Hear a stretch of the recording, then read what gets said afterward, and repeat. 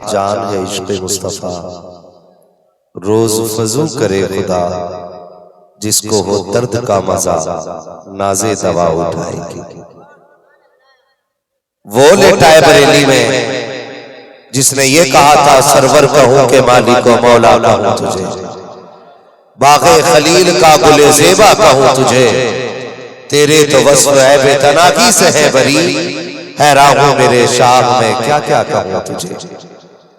मैं अक्सर ये बात हजरत कहता हूं कि आला हजरत से चिढ़ने की जरूरत नहीं, आला हजरत को पढ़ने की जरूरत है। आला हजरत को पढ़ने की जरूरत है। और जो लोग ये कहते हैं कि आला हजरत काफिर बनाने की मशीन है, मैं कहता हूं चैलेंज है मेरा, आला हजरत काफिर बनाने की मशीन नहीं, आला हजरत आशिक बनाने वाली मशीन को कहा जाता है। अल्लाह सलामत रखे आपके जज्बे को। आला हजरत आशिक बनाने वाली मशीन को कहा जाता है।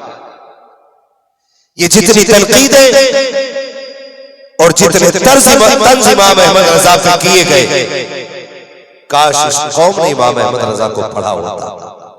गलती थोड़ी हमारी भी रही। हर शख्स ने अपने हिसाब से तारुफ कराया, हर शख्स ने, अल्लाह मनासिर साहब, हर शख्स ने अपने हिसाब से आलादत का तारुफ कराया। कोई रद पे बोलने आया तो उसने कहा किल के रजा है खंजरे खूंखार बरकबार, आदा से कह दो खैर मनाए नशर करे। जब किसी ने ये सुना तो हिसाब लगा लगता बंदूक लेके चला,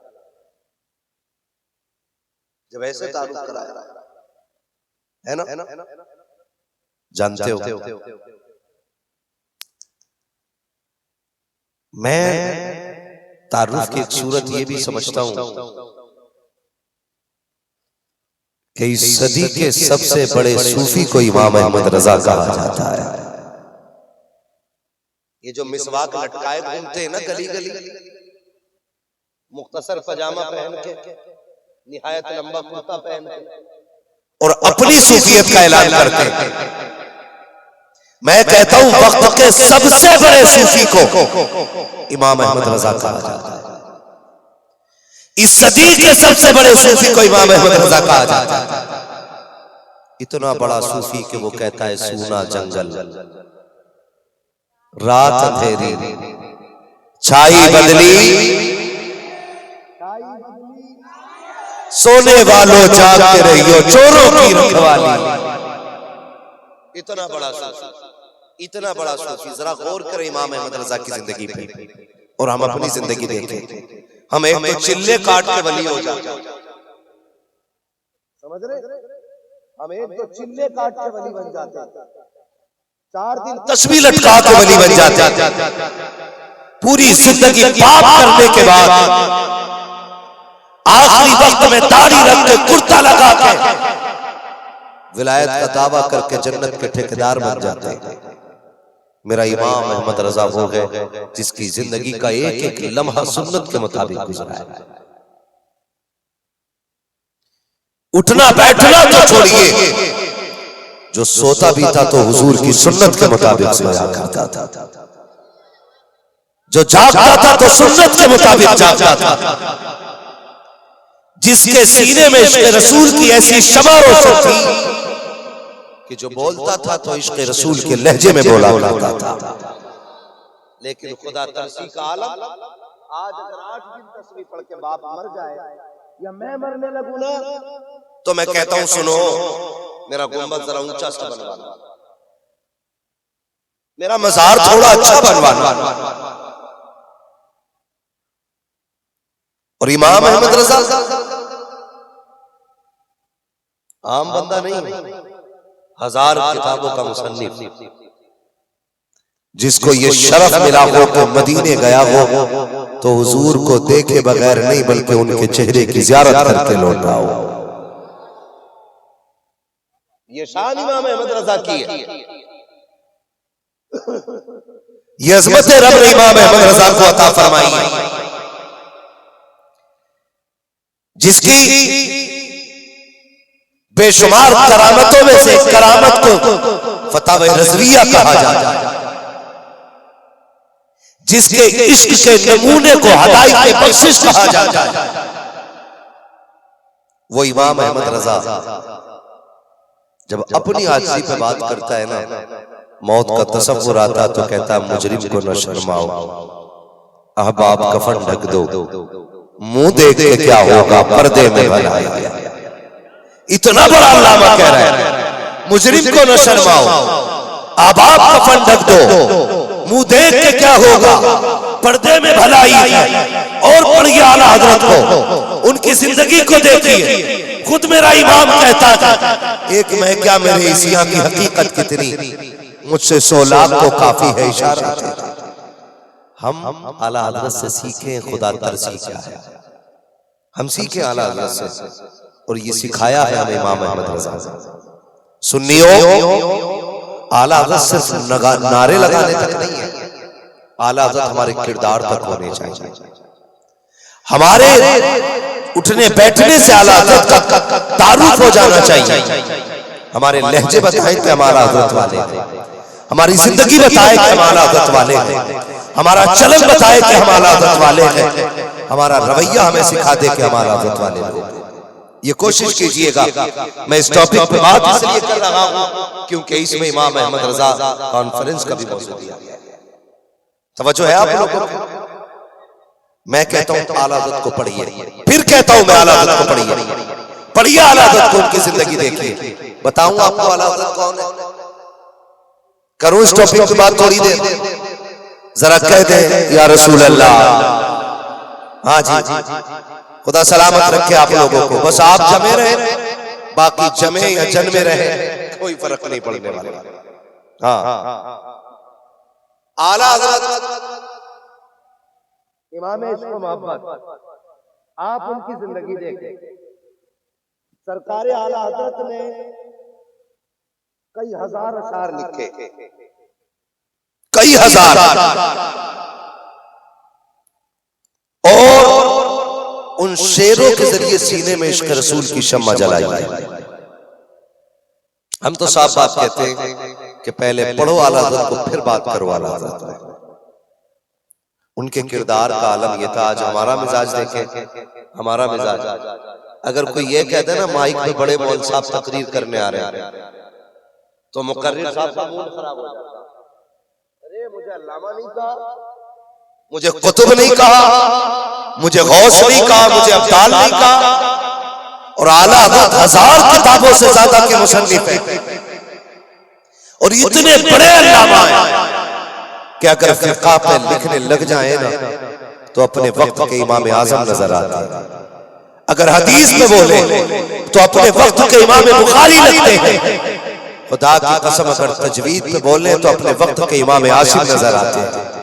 आप आला हज़रत को जिस एंगल से देखें, इल्म में महारत तामा रखने वाली जात, 156 उलूम पे महारत रखने वाली जात को इमाम अहमद रजा कहा जाता है। उस इमाम का अपना रवैया देखिए, किरदार देखे तो सकी।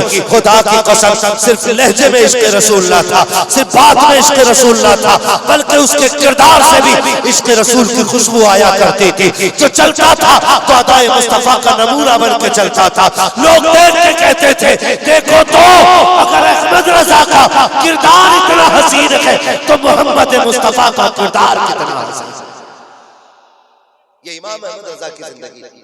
आप पढ़िए आला हज़रत को, आप देखिए सरकार आला हज़रत है ना, आला हज़रत बैठे हुए, जिंदगी के आखिरी लम्हात है। ऑपरेटर साहब इसका ई को भले कम कर दो, लेकिन इसे आवाज दो, ये गला पकड़ रहा है बहुत ज्यादा। आला हज़रत बैठे हुए, आपके साथ आपके शागिर्द बैठे हुए,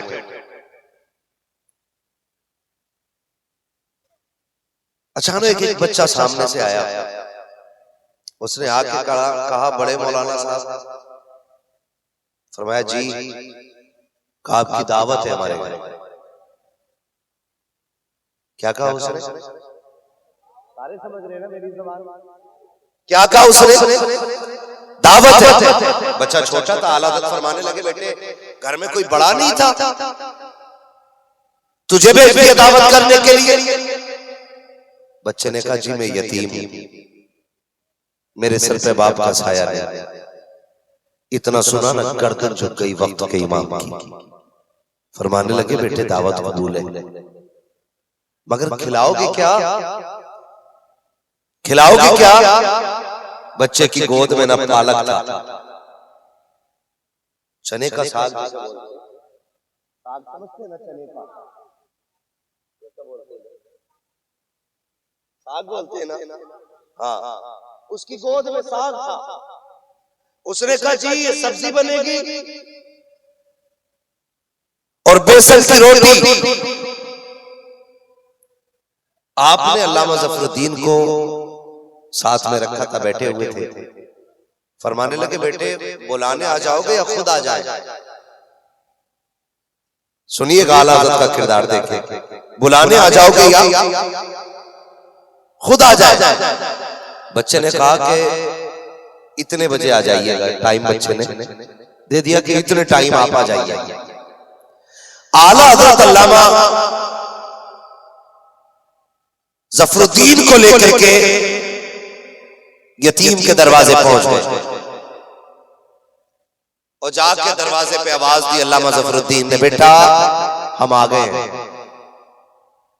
आम आदमी भी आज दिन बुलाए नहीं आता, आम आदमी भी।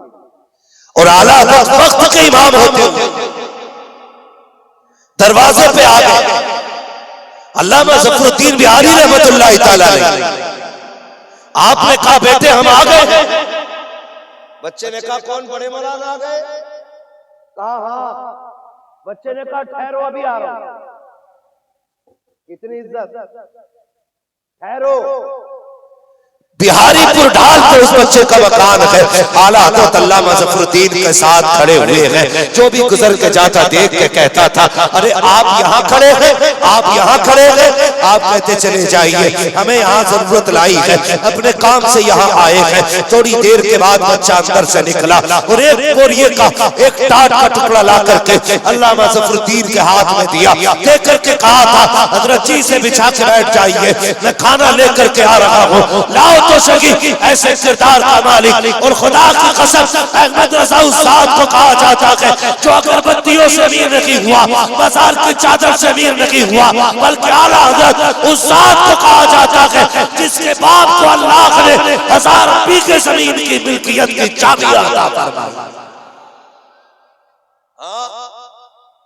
ऐसे वैसे अमीर नहीं थे वो, हजारों बीघे जमीन के मालिक है आला हज़रत के बाप। और फिर भी आजी का आलम, एक यतीम की दावत पे। और हमारे रवैये, हमारे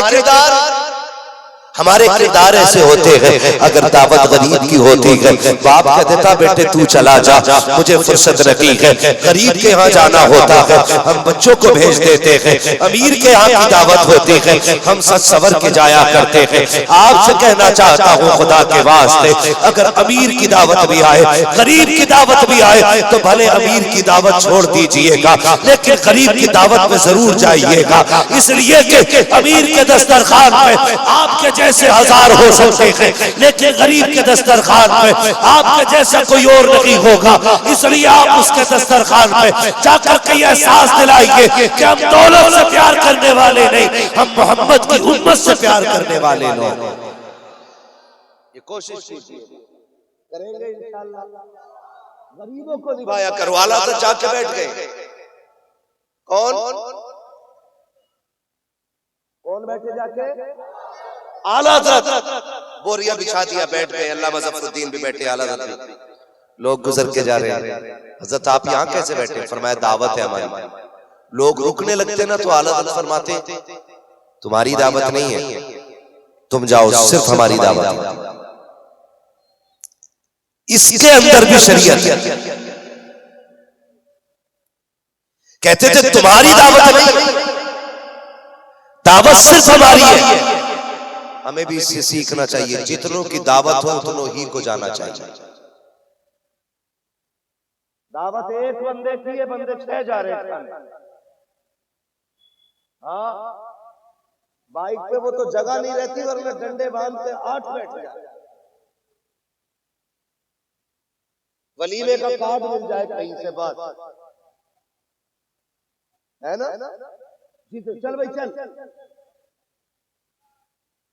5-5 बाइक पे बैठे, बाइक सोच रही है खुदा मुझे कार बना दे।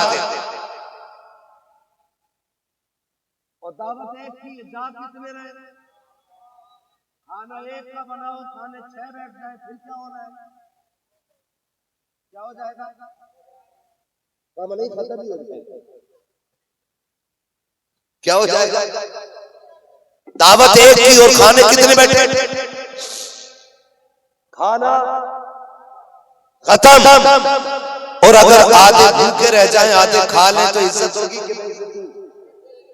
सारे बोले बेइज्जती होगी। तो किसी की बेइज्जती करने का हक है हमें? तो जितनों की दावत हो, अल्लाह आपको सलामत रखे, बड़े समझदार बच्चे, जितनों की दावत हो उतनों की को जाना जाए। और कुछ तो हजरत अल्लाह माफ करे, दावत में जाके बैठते हैं ना तो खाते कम फेंकते ज्यादा। नहीं, ये बोटी खाने की नहीं, नहीं ये भी नहीं खाने की, ये भी नहीं खाने की। ये वो लोग होते हैं जो अपने घर में छीछड़े तक नहीं फेंकते हैं, घटिया लोग, जलील लोग, जिनको अपनी कमाई इतनी प्यारी लगती है कि कुत्ते का आगे कभी खा जाते हैं। क्या हुआ, पालतू ही तो है, खा लो। खुदा का वास्ता देता हूं आपको, खाने की बर्बादी न कीजिएगा। खास करके अगर किसी की बेटी की रुखसती का खाना हो ना तो गिरा पड़ा भी उठा के खा लीजिएगा, क्योंकि बाप जो खाना बेटी की शादी में करता है ना, वो एक दिन का इंतजाम नहीं, उसकी जिंदगी की कमाई लगी होती है। आप बर्बाद न कीजिए, हम फेंक देते, रिस्क की इज्जत नहीं करते। मेरे हुजूर ने फरमाया है, रिस्क की इज्जत किया करो, अगर ये टूट गया तो एड़ियां रगड़ के मर जाओगे, खाना नसीब नहीं होगा। उनसे जाकर के पूछो जो फाकों की वजह से एड़ियां रगड़ते हैं, खाना कितनी बड़ी दौलत होता है। किसी भूखे से जाकर के पूछो खाने की इज्जत क्या होती है, उसका एहतराम क्या होता है। हमने तो उठाया फेंक दिया, इसलिए कि हमारी कमाई नहीं थी, हमारा कमाया हुआ नहीं था। खुदा के वास्ते रिस्क की इज्जत किया करो और किसी के दस्तरखान की बेकदरी न कीजिएगा। इज्जत रखाने की, उसकी इज्जत बचाने की कोशिश कीजिएगा, इसलिए कि हो सकता है अगर तेरे एक दो लुक़मे कम खा लेने से किसी की इज्जत बच जाएगी, खुदा तेरी कम नेकियों के होते हुए आखिरत में तुझे जन्नत अता फरमाएगा। ये होते हैं जन्नत में जाने के सौदे। ये नहीं मैंने बांट दी चीज सारी जन्नत ही है तो फिर हो गए, मेरी अपनी खतरे में तो आपको धोखे में ना रहा करो। आला तक बैठ गए, पढ़े आला तक बैठे, दावत हमारी है, तुम्हारी दावत हटो, हमारी दावत है, तुम्हारी दावत नहीं। आला तक बैठे हुए अपनी जगह पे। थोड़ी देर के बाद खाना आया, खाने में क्या था? सुभान अल्लाह, बरेलवी हजरात को तो याद हो जानी चाहिए ना ये बात। क्या था? साग और बेसन की रोटी। बड़े समझदार नौजवान बैठे, याद हो गई ना ये बात? तो फिर खत्म कर लेते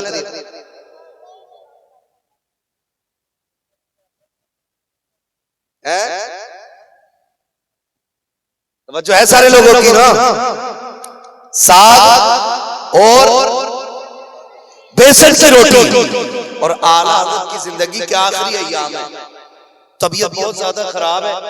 डॉक्टर ने एक चपाती बताई, चपाती समझते ना, काय की, किस चीज की रोटी? गेहूं की। चपाती कहते हैं फूली हुई रोटी, गेहूं की, छोटी रोटी, पतली रोटी, उसको बोलते हैं क्या? चपाती। एक नौजवान कह रहा बेसन की रोटी है ना। ये ज्यादा मोबाइल चलाने का नतीजा है। कि दिमाग के अंदर जो है ना वो जो केमिकल बनता है ना दिमाग को चलाने के लिए वो खत्म होता जा रहा है धीरे धीरे। ठीक है ना। बेसन की रोटी, तो डॉक्टर ने बीमारी के अय्याम में एक चपाती बताई, एक ही आधी, इससे ज्यादा नहीं खा सकते थे। बाकी सख्त ग़िज़ाएं सारी बंद, सख्त ग़िज़ाएं। पीछे वाले भी सुन रहे हैं ना? हाँ, सिर्फ चपाती, सख्त ग़िज़ा नहीं। और जो खाना दस्तरखान पे आया है आला हज़रत का सबसे सख्त परहेज था। कुछ नहीं खा सकते थे सरकार आला हज़रत, लेकिन जब दस्तरखान पे खाना आया, अल्लामा ज़फ़रुद्दीन कहते हैं कि सरकार आला हज़रत मामूल के मुताबिक आधी चपाती खाया करते थे, यानी गेहूं की फूली हुई, वो भी आधी रोटी खाते थे। लेकिन आज जब खाने के लिए बैठे हैं, बेसन की रोटी है, चने का साग है, खाना शुरू किया गया आला हज़रत ने, अब खाते जा रहे हैं, खाते जा रहे हैं। आधी रोटी नहीं, एक रोटी खा चुके, और जब खा करके फारिग हुए मैंने कहा था सरकार इतनी ज्यादा रोटी आपने खाई है, आपको मालूम है कि ये रोटी आपके लिए जहर है, आपकी जिंदगी खतरे में आ सकती है। आप एक लुकमा खा लेते, जब भी दावत का हक अदा हो जाता। तब मेरे इमाम के जुमले ये थे, आपकी आंख में आंसू आए, फरमाया ज़फ़रुद्दीन तू की बता यार, देख तो सकी, दावत करने यतीम आया था, इसके सर पे बाप का साया नहीं है, साथ में गरीब भी है। अगर एक लुकमा खा के उठ जाता दावत का हक तो अदा हो जाता, लेकिन गरीब ये सोचता शायद मैं गरीब था इसलिए खाना पेट भर के नहीं खाया। ज़फ़रुद्दीन आज मैंने जरूरत से ज्यादा इसलिए खाया है ताकि गरीब को एहसास कमतरी न होने पाए। और सुन, मेरे आका ने फरमाया है जो यतीमों को हंसा देगा उससे मैं भी राजी हो जाऊंगा, मेरा खुदा भी राजी हो जाए।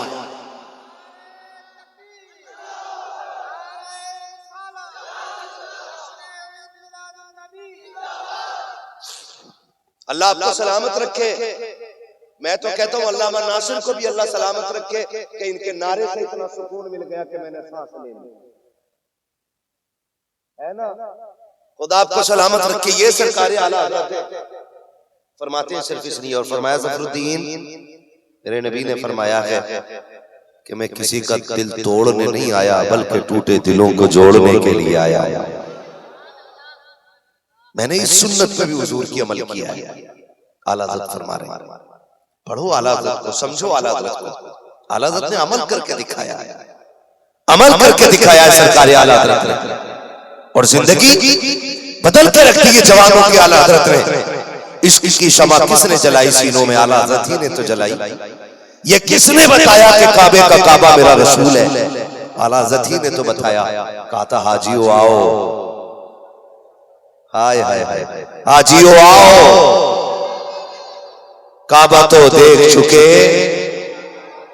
काबा तो देख चुके, काबे का काबा देखो। और फरमाते जिनके सजदे को मेहराबे काबा झुकी, उन भवों की लताफत पे, हाय हाय, उन भवों की लताफत पे लाखों सलाम। आला हज़रत को पढ़ने की जरूरत है। और जब आला हज़रत का इंतकाल हुआ था ना, तो अशरफ अली थानवी से उनके शागिर्द ने कहा कि हज़रत जी अहमद रजा का इंतकाल हो गया। अहमद रजा का इंतकाल हो गया तो मौलवी अशरफ अली थानवी ने अपने शागिर्द को डांट के कहा था, बदतमीज, इतने बड़े आलिम का नाम इस तरह ले रहा है, इतने बड़े आलिम का नाम इस तरह ले रहा है। शागिर्द ने कहा हुजूर वो तो आपका दुश्मन है, पूरी जिंदगी उन्होंने आप पे कुफ्र के फतवे लगाए। तो अशरफ अली थानवी ने कहा था कि इश्क के जिस मकाम पे अहमद रजा फाइज थे, अगर हमें काफिर न कहते तो खुद काफिर हो जाते। ये आला हज़रत की जात है। आला हज़रत को पढ़ने की भी जरूरत है और समझने की भी जरूरत है। तभी तो कहा मेरे इमाम ने, वो जो न थे,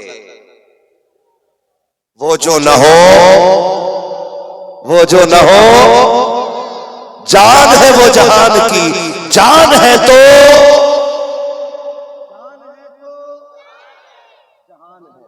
ये मेरे इमाम ने सिखाया, ये मेरे इमाम ने सिखाया। इमाम ने बताया कि जाने कायनात मेरा नबी है, जाने कायनात मेरा नबी है। और याद रखिए, इंसान की कामयाबी का मयार हुजूर का किरदार है। जो जितना हुजूर के तरीके पे होगा वो उतना ही कामयाब है। ये कामयाबी की सनद नहीं, ये कामयाबी की सनद नहीं, ये कामयाबी की सनद नहीं। कामयाबी की सनद है हुजूर के तरीके पे अमल करना। मेरे सामने जितने नौजवान बैठे, आपको सिर्फ एक सबक और दे जाऊं। पहला सबक तो मेरा हो गया कि जब तक जिंदा रहना मसला के आला हज़रत तक कायम रहना। शुक्र आला हजरत हमारे हिस्से में आए, आला हजरत हमारे हिस्से में आए, आला हजरत हमारे हिस्से में आए हैं और हमारे हिस्से में कोई छोटा आया ही नहीं, सारे बड़े बड़े आए। मुर्शिद मिला तो ताजुल शरिया मुर्शिद आजम मिला, मुफ्ती मिला तो मुफ्ती आजम मिला, हजरत मिले तो आला हजरत मिले, है ना।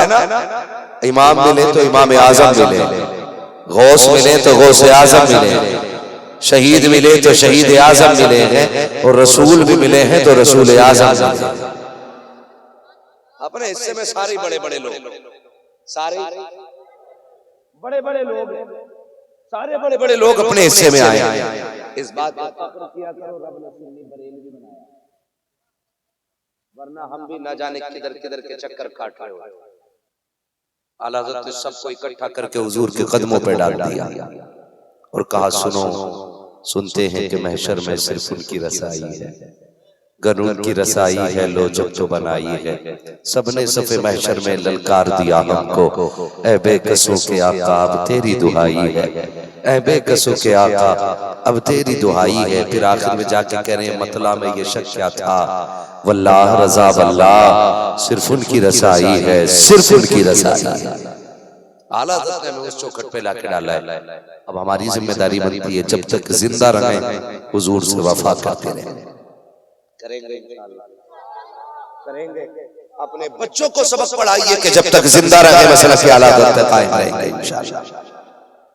और एक सबक, अब जब हम हुजूर की चौखट तक पहुंच गए तो हुजूर की बारगाह का भी एक सबक याद रखिए। हुजूर की चौखट से कोई खाली नहीं गया।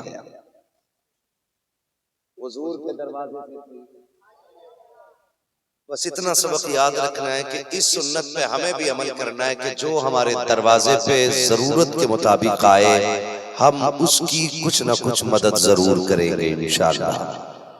करेंगे ना इंशाअल्लाह, करेंगे इंशाअल्लाह। मैं आपको बता दूं, यकीन जाने, हम मुर्गे खाएं, बकरे खाएं, चिकन खाएं, मटन खाएं, अपनी कमाई जो हम खाते हैं वो गंदगी बन जाता है, लेकिन हमारी कमाई जब कोई दूसरा खाता है ना तो लुक़मे हलक में जाते हैं, वो दुआएं बन के सीधी अल्लाह के अर्श से जाकर टकरा जाया करती है। ये अल्लाह ने बरकतें रखी, ये अल्लाह ने बरकतें रखी है। कोशिश कीजिएगा कि एक वक्त का खाना बगैर मेहमान के ना हो, एक वक्त का खाना बगैर मेहमान के ना हो। अगर मेहमान इंसान ना मिले तो जानवर तलाश कर ले, कोई ना मिले तो कुत्ते ही को रोटी डाल, ताकि तेरे घर अल्लाह की कोई ना कोई मखलूक जरूर खाए। आज ना ये जो तावीज़ों का ढिंढोरा और ये जो मसले हो गए, कमाता तो बहुत पैसा, रुकता नहीं। हमसे भी बहुत लोग कहते हैं, जी तकरीर ठीक करता भाई, तू बता मेरा पैसा क्यों नहीं रुकता। तो मैं कोई नजूमी खानदान से हूं? मेरे बाप दादा हथेलिए लकीरें देखते बड़े हुए थे। सुने, मुकद्दर तो उनका भी होता ना जिनके हाथ नहीं होते, फिर लकीरों का क्या मतलब है। हम एक बात जानते हैं, वो कहा था किसी ने, वल्लाह अल्लाह मेरे रिस्क की बरकत न चली जाए, 2 रोज से घर में कोई मेहमान नहीं है। पहले बरकतें होती थी, पहले नहीं होते थे, न इतनी डोरियां होती थी। आज हर जवान न गले में लटकाए पड़ा, कोई हाथ में, किसी के कान में ही। क्या है भैया ये? पीर साहब ने दिया कि इससे बरकत कर। ये बुजुर्ग लोग बैठे, बात सफेद है जिनके, बहुत ज्यादा पीछे की बात नहीं कर रहा हूं। आप 30 साल पीछे पलट जाए ना, 30 साल पीछे, तो घरों में बरकतें होती थी, लेकिन दरवाजे पे डोरियां नजर नहीं आती। डोरियां नजर नहीं आती थी, लेकिन बरकतें होती थी। आप जानते हो क्यों और कैसे? बरकत का तरीका यह होता था कि माए फजर में उठा करती थी। कब उठती थी? आज कब उठती है? सबने अपने अपने घर की बात बता दी। किसी ने 8 बजे कहा, किसी ने 7 बजे कहा, 6 भी फजर में बहुत कम। सब तो ऐसे नहीं होते हैं ना, सब तो ऐसे नहीं होते। बेटा देखो 11 बजे उठ रहा है, उससे को 11 बजे क्यों उठा? कि किसी ने उठाया नहीं। कि अब्बा कितने बजे उठे? 12 बजे। अब्बा 12 बजे क्यों उठे? अब्बा खुद 3 बजे तक मोबाइल चला रहा है।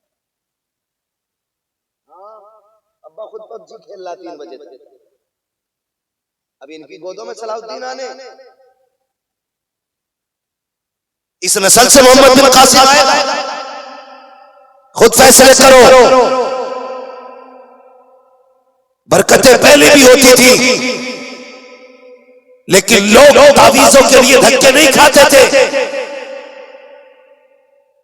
मैं आपको एक रात से पर्दा उठा के बता रहा हूं।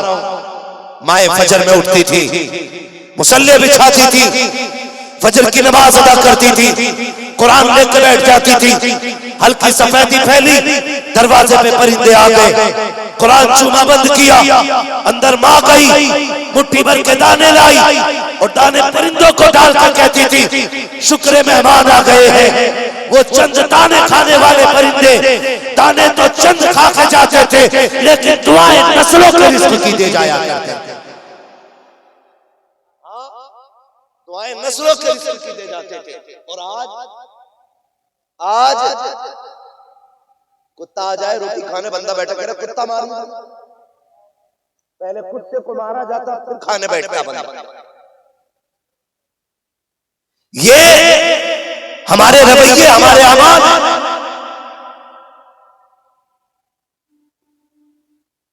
याद रखिएगा। जब तक दिल बड़े थे तो बरकतें बड़ी थी। पहले कई बीघे में 1 क्विंटल गेहूं मुश्किल से होता था, है ना जी? कई बीघे में। आज 1 बीघे में कई क्विंटल गेहूं हो रहा है। भाई 2 भी होता है, 3 भी होता है, 4 भी होता है। वैरायटी के ऊपर बात है। हम सारे जमीन से ताल्लुक रखने वाले लोग हैं, आसमानों में नहीं उड़ते हम लोग। सारे जमीन पर रहने वाले लोग हैं। 2 क्विंटल, 3 क्विंटल, 4 क्विंटल, लेकिन फिर भी हाय हाय हाय हाय हाय। जिससे पूछो कि मौलाना हाल खराब, जिससे पूछो कि बस दुआ कर दो बड़ा परेशान, दुआ कर दो बड़ा परेशान। आज हर बंदा परेशान है 4 क्विंटल गेहूं होने के बावजूद। खुदा की कसम, जब कल कई बीघे में 1 क्विंटल होते थे, तब भी चैन की नींद लोग सोया करते थे। उस 1 क्विंटल के अंदर अल्लाह बरकत इसलिए रखता था कि उसके अंदर लोगों के रिस्क के हिस्से होते थे, कंजूस नहीं होते थे, लोगों के दस्तरखान वसी होते थे, इसलिए बरकतें बड़ी होती थी। पहले के लोगों का दस्तूर ये होता था, खुद खाए क्या न खाए, जानवरों को खिला देते थे। याद रखो, अल्लाह का ऐलान है, जो जमीन वालों पर रहम करता है अल्लाह उस पर रहम करता है। तुम दूसरों को खिलाओ, खुदा तुम्हारे दस्तरखान में बरकतें अता फरमाना शुरू कर देगा। लेकिन डोरी दे दो, कुटिया में रख दे और बरकत हो जाए। ऐसे बरकत अगर ऐसी बरकत हो जाती तो ताबीज वाला ताबीज के पैसे क्यों लेता?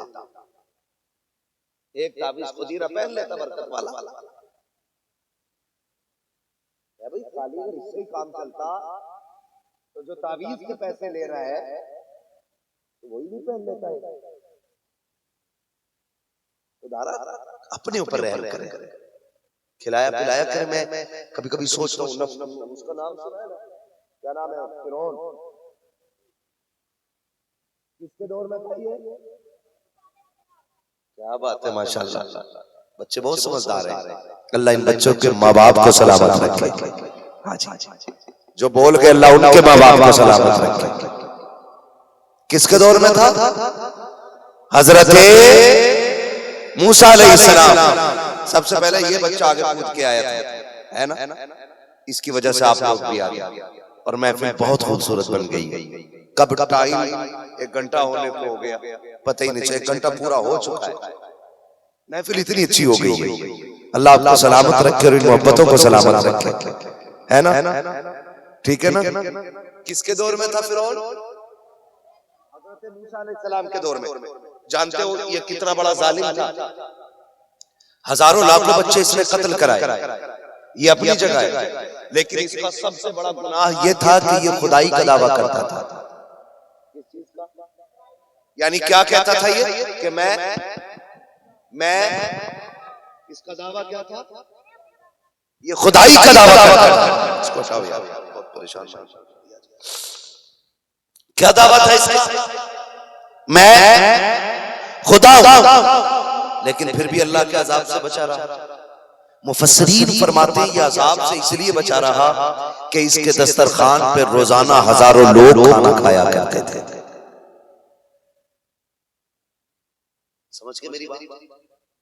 बंदा फिरौन जैसा गुनाहगार हो, मुफस्सिरीन फरमाते खाना खिलाता हो किसी को, अजाब नहीं आता है। बंदा हुजूर का उम्मती हो और खाना खिलाता हो किसी को, उस पे मुश्किलें आ जाएंगी। कैसे हो सकता है? कैसे हो सकता है? हो सकता है? नहीं ना।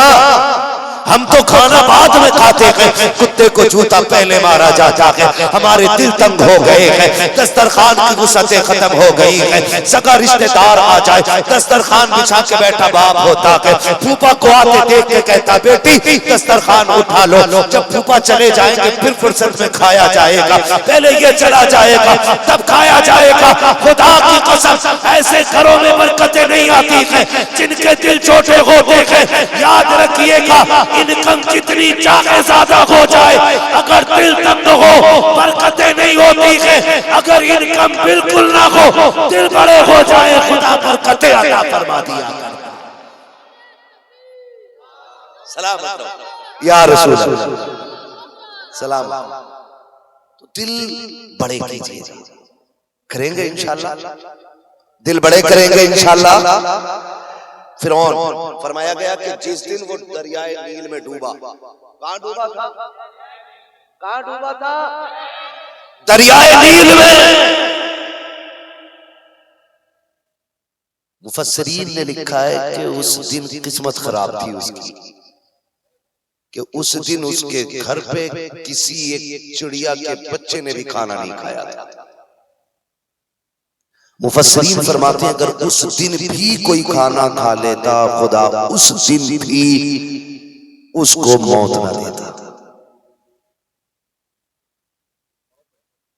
आप समझ गए मेरी बात का मतलब? कितने नौजवान घर से बाहर रहते हैं, हाथ उठा के बता दें जरा। सारी कमाने के लिए घर से बाहर जाते हैं। दौर बहुत खराब है। आप हालात क्या है देख रहे हैं ना? मुसलमान होना खुद में जुर्म हो गया है। हाँ, नाम सुन के आग लग जाती है लोगों को।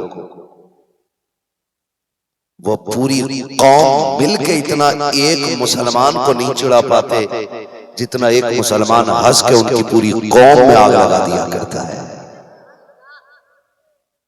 हमारी एक हंसी उनके लिए इतना बड़ा जहर है। नौजवानों, आपसे मेरी गुजारिश है, टाइम बे टाइम घर से ना निकलना, किसी गैर पे भरोसा ना करना। समझ रहे हैं ना मेरी बात? गैर पे भरोसा बिल्कुल मत करना। लोग धोखा दे करके हमें मार देते, धोखा दे करके मार देते। और कोशिश ये करो कि ऐसा अमल कोई करते रहो कि मुश्किल में आ जाओ तो वो अमल तुम्हें बचा के ले जाए। और सबसे बड़ा अमल यह है कि अपनी कमाई दूसरों के दस्तरखान तक पहुंचाओ। ये सबसे बड़ा अमल है। अपने दस्तरखान वसी करो। मेहमान अपने हिस्से का रिज्क साथ लाता है। आपका खा के नहीं जाता, खा के आपकी नस्लों के लिए दुआएं दे जाता है। करेंगे इंशाअल्लाह। लेकिन एक काम जरूर कीजिए, अल्लाह करे, मैं समझता हूं ये नौजवान सारे अमल करेंगे, इस बात पर करेंगे ना इंशाअल्लाह। कोई भी मिल जाए ना उसकी जरूरत पूरी। हाँ, मगर किसी को जलील न कीजिएगा, किसी को जलील न कीजिएगा। जलील कैसे करते? सर्दी आ गई है, गरीबों में कंबल बांटेंगे तो फोटो खींच ले। अगले दिन कह रहे हैं मैंने 5 यतीमों को कंबल बांटे। दिल में आता कि हंटर फेरा जाए इन बांटने वालों, इनको सजा दी जानी चाहिए। कंबल देते हुए कहते कब से नहीं था तुम पे कंबल, कितने महीनों से ठंडी में हो। जो उसने अपने और रब के रिश्ते पे पर्दा डाल रखा है ना, ये 500 रुपये का कंबल देकर उससे कहलवाता है, नाशुक्री कराता है कि 5 महीने से मुझ पे कंबल ही नहीं था। मदद करना, किसी को जलील न करना, किसी को जलील न करना। उम्मुल मोमिनीन, सच्चे बाप की सच्ची बेटी, पारसा बाप की पारसा बेटी, जन्नती बाप की जन्नती बेटी, बाहया बाप की बागैरत बेटी, सिद्दीक बाप की सिद्दीका बेटी, उम्मुल मोमिनीन आयशा सिद्दीका रज़ियल्लाहु ताला अन्हा। आप अपने भांजे को हजरत अस्मा के बेटे को बुला करके कहती हैं, ये थोड़ा इसमें राशन है, फला नंबर पे जाके घर बना हुआ है, ये जाके उसके घर रख के आना, हाथ में न देना, हाथ में न देना, और पूछे तो नाम ना बताना किसने दिया है, और रख के वापस आ जाना। पति भांजे ने सुना, दौड़ गया और जा करके रखा। घर वाले ने कहा किसने दिया है? कहा बताने का हुक्म नहीं है, देने का हुक्म दिया गया था। वापस आया भांजा, आकर के कहता है खाला जान का, जी बेटा एक बात समझ में नहीं आई है, आपने नाम क्यों नहीं बताया? का बेटे नाम इसलिए नहीं बताया कि उसका गुजरना अक्सर हमारी गली से होता है, उसके घर में कई दिन का फाका है, मुझे पता चला है उसके बच्चे भूखे हैं, मैंने मदद के तौर पर राशन भेजा है। अगर मेरा नाम उसे बता देता तो जब भी वो मेरे दरवाजे से गुजरता, हो सकता है गैरत की वजह से उसकी नजरें झुक जाती, ये एहसास उसे मार देता कि इसका एहसान मेरे बच्चों की भूख पर है, मेरे बच्चों पर इसका एहसान है। हो सकता है ये चीज उसको शर्मिंदा कर देती, इसलिए मैंने नाम बचा करके उसकी इज्जत बचाई है। कहा ठीक है, ये समझ में आ गया, लेकिन हाथ में क्यों नहीं दिलवाया? तब हजरत आयशा सिद्दीका ने कहा था, ए बेटे जब भी कोई किसी को कुछ देता है हाथ ऐसे करके देता है, लेने वाला जब भी लेता है हाथ ऐसे करके लेता है। आयशा कभी ये नहीं चाहती है कि मेरी वजह से किसी का हाथ मेरे वजह से नीचा हो जाए। कहा सुनो, अगर दिया भी करो तो ऐसे दिया करो कि गरीब का हाथ तुम्हारे हाथ से नीचे नहीं होना चाहिए। इसे किरदार पैगंबर कहा जाता है, इसे अखलाक मुस्तफा कहा जाता है। इसलिए मेरे अजीज कोशिश कीजिएगा किसी के काम आ जाइएगा, किसी को जलील नहीं कीजिएगा। करेंगे इंशाअल्लाह। कितने लोग वादा करते हैं, हाथ उठा के वादा करें इंशाअल्लाह। सुभान अल्लाह, सारे लोगों ने हाथ उठाए। हाँ, नौजवानों अपनी हिफाजत कीजिएगा। और आप सोच रहे होंगे मेहमान किधर मिलेगा, फिर कहाँ खिलाएं? रोज रोज मेहमान तो नहीं मिलते, कभी कुत्ते भी नहीं आते, कभी परिंदे भी नहीं आते। ये सारी चीजें तो मेरी समझ में एक चीज आती है, आप अगर एक्सेप्ट करें तो मेरी समझ में हजरत एक बात आती है कि आप अगर कमाने वाले लोग हैं ना, तो रोज 1 रुपया अपने सदके का निकालें, रोजाना 1 रुपया, और एक डब्बे में डालते हैं, एक डब्बे में डालते रहे। अगर डब्बा भी 24 घंटे साथ नहीं है ना, तो जब दिन निकला जेब में रुपया डाल लिया, 1 रुपया डाल रोज। साल में कितने दिन होते हैं? कितने लोग होते? लोग नहीं, कितने दिन होते? एक साल में कितने पैसे बने? 365 रुपए ना। वो पैसे उठाइए मदरसे के मोहतमिम को जाके दीजिए, ये पैसा हमारा कुरान वालों के खाने में लगा दीजिए। आप यकीन करें,